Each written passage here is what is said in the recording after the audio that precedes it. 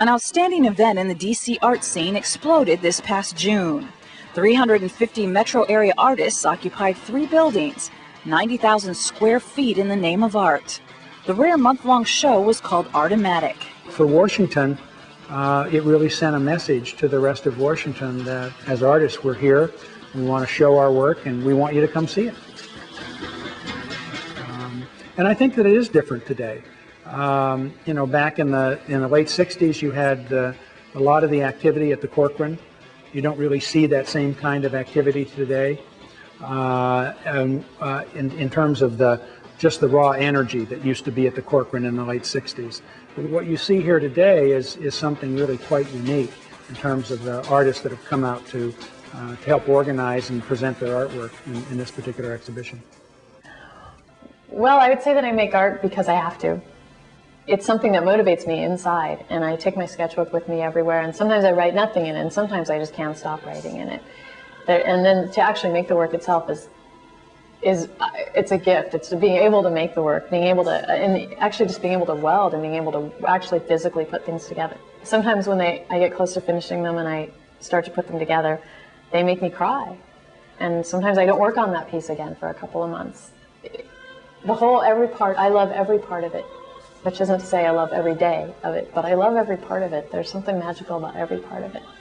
Lynn and George, together with volunteers, musicians, poets, filmmakers, writers, sponsors, and visitors, made this tremendous show happen.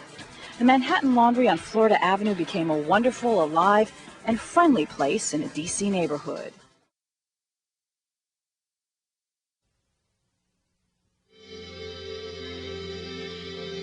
On the threshold of the year 2000, dinosaurs are still around us. One of those endangered species is fully adjusted to our technological world and has some revolutionary ideas of his own.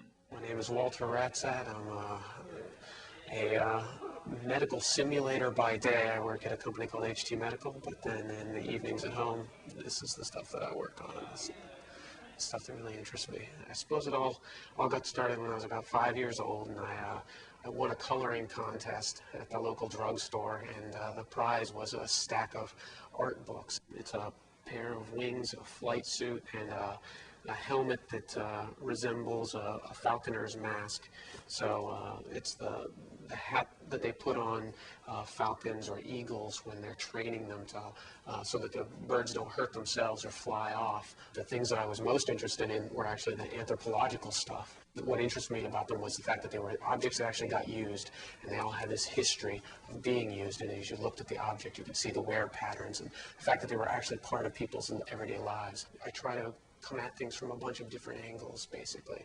So I build something, and then I think about other things that are related to that, sometimes distantly, sometimes very directly, and do that, and then sometimes create a video based on that, and stories. Whatever it is that I think the core experience or thing that I'm trying to communicate, try to get sort of multiple perspectives around that.